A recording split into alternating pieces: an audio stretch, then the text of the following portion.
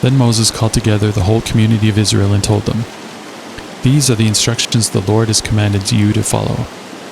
You have 6 days each week for your ordinary work, but the 7th day must be a Sabbath day of complete rest, a holy day dedicated to the Lord. Anyone who works on that day must be put to death. You must not even light a fire in any of your homes on the Sabbath." Then Moses said to the whole community of Israel, "This is what the Lord has commanded. Take a sacred offering for the Lord.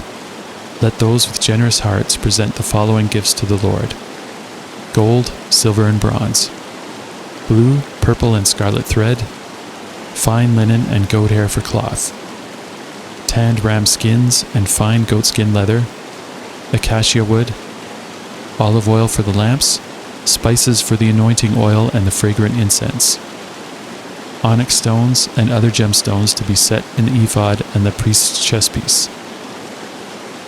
Come, all of you who are gifted craftsmen, construct everything that the Lord has commanded: the tabernacle and its sacred tent, its covering, clasps, frames, crossbars, posts, and bases, the ark and its carrying poles, the ark's cover, the place of atonement, the inner curtain to shield the ark, the table, its carrying poles, and all its utensils, the bread of the presence, for light, the lampstand, its accessories, the lamp cups, and the olive oil for lighting, the incense altar and its carrying poles, the anointing oil and fragrant incense, the curtain for the entrance of the tabernacle, the altar of burnt offering, the bronze grating of the altar and its carrying poles and utensils, the wash basin with its stand, the curtains for the walls of the courtyard, the posts and their bases, the curtain for the entrance to the courtyard,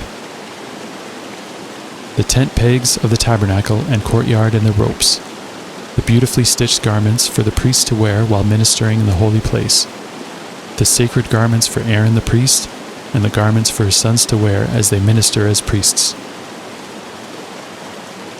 So the whole community of Israel left Moses and returned to their tents. All whose hearts were stirred and whose spirits were moved came and brought their sacred offerings to the Lord. They brought all the materials needed for the tabernacle, for the performance of its rituals, and for the sacred garments. Both men and women came, all whose hearts were willing. They brought to the Lord their offerings of gold, brooches, earrings, rings from their fingers, and necklaces. They presented gold objects of every kind as a special offering to the Lord.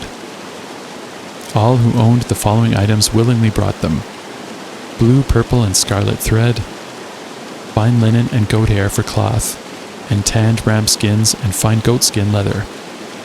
And all who had silver and bronze objects gave them as a sacred offering to the Lord. And those who had acacia wood brought it for use in the project. All the women who were skilled in sewing and spinning prepared blue, purple, and scarlet thread and fine linen cloth. All the women who were willing used their skills to spin the goat hair into yarn. The leaders brought onyx stones and the special gemstones to be set in the ephod and the priest's chestpiece. They also brought spices and olive oil for the light, the anointing oil, and the fragrant incense. So the people of Israel, every man and woman who was eager to help in the work the Lord had given them through Moses, brought their gifts and gave them freely to the Lord.